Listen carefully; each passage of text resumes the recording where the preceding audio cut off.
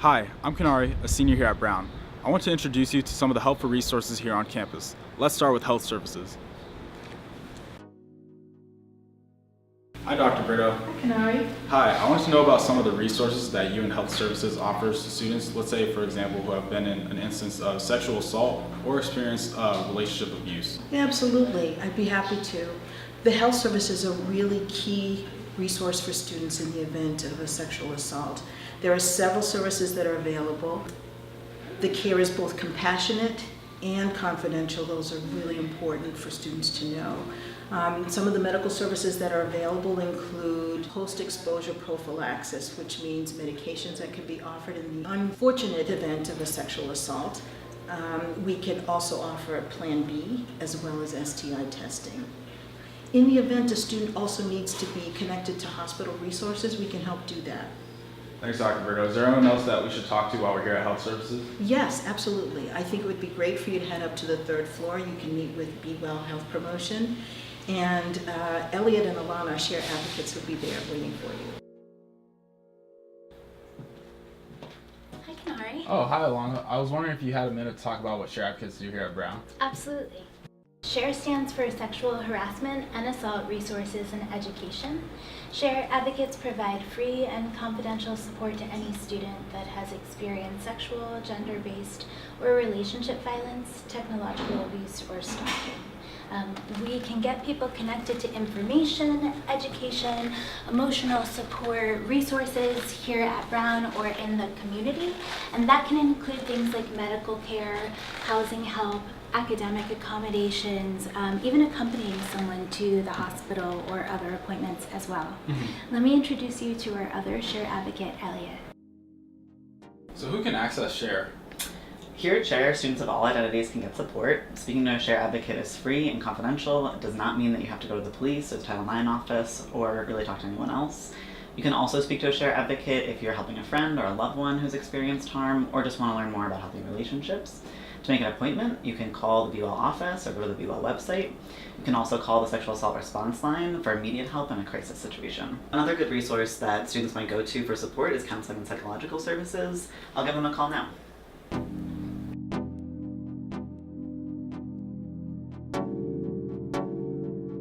So I just spoke to some of the Share Advocates, and I'm looking to learn more about what CAPS has to offer for students at Brown. Cool. Well, thanks for coming to CAPS.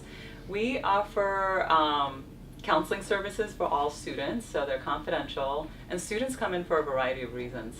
But when students have been harmed, whether in an interpersonal relationship or they've experienced a sexual assault, or they're just not sure what happened, but they want to really explore that experience with a counselor, students can come in.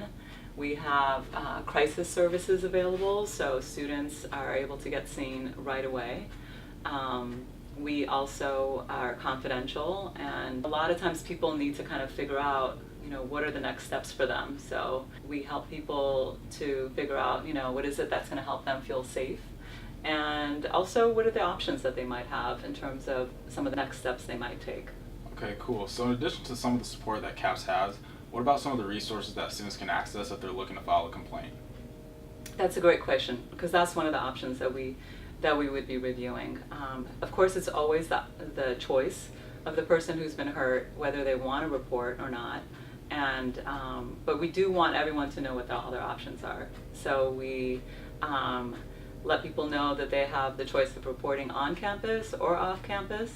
On campus, they're able to go to Renee Davis, our Title IX coordinator, who can review that process with them. Hi, Renee. Hi, come on in. Hi, I'm Kanari. I'm here talking about some of the resources offered to students on campus. I wanted to know if you could speak specifically more about Title IX and gender equity and how it works. Sure.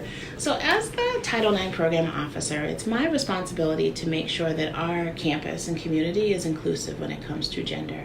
My office is also the resource that individuals would come to if they want to report unwanted sexual experiences or other forms of gender-based harassment. Cool. So could you elaborate further on students who are looking to file a complaint?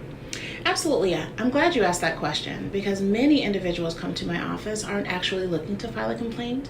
I'll have students that will come in and talk to me about hypothetical situations that might have occurred so that we can go through all of the resources and options that are available to them. Support measures are available such as no contact orders. Sometimes I'll write notes to faculty to help students with their academic work, or I'll help students navigate the various resources that we have on campus. We also talk about our complaint procedures. We have informal procedures that might involve giving the individual who has caused harm feedback, or they can use our formal investigation model to hold an individual accountable. Could you also speak more about confidentiality and privacy? Absolutely. Confidentiality is something that we take very seriously here in the Title IX and Gender Equity Office. Although I am not a confidential resource, my office does keep the information shared with us highly private, and we will not disclose any details shared with us with any other resource or support on campus without that person's prior consent. Cool, that's really reassuring. Thank you. Thank you.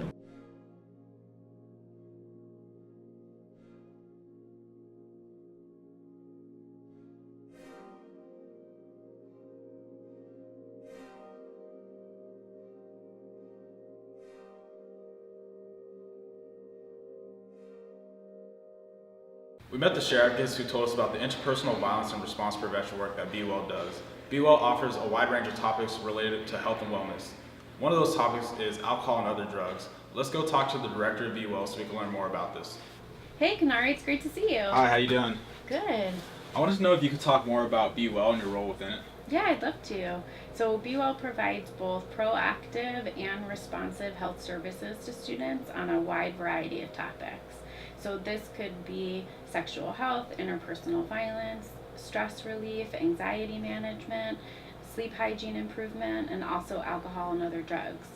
So this work is done in the form of workshops or trainings, also outreach on campus, and we have a bunch of online health enhancement tools as well. One of the other ways that you can engage with our office is through appointments with a health educator on any of those topics. Can you tell me more about scheduling appointments related to alcohol and other drugs? I think Jose Parra, who's a health educator in our office, would be a great person to tell you more about that. For sure, thank you. Thanks. Jose, can you tell me about some of the work you do within Be Well? Yeah, so I work in Be Well to help educate and support students in developing healthy habits for social well-being. So appointments are brief conversations where we can openly discuss how alcohol and other drugs are affecting your life and come up with a change plan together. Can you tell me about how often you might see someone for appointments? Yeah, so some students may feel that they only need a single session, but others may want multiple sessions because they have ongoing concerns. Here at Brown, we provide holistic care by implementing various members of the community, such as CAPS, Health Services, and the Dean for Recovery and Substance-Free Student Initiatives. Thanks.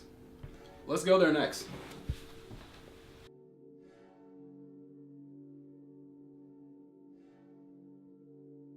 Hi, Dean O'Neill. I was really interested to hear about the work you do supporting students who are substance-free or in recovery.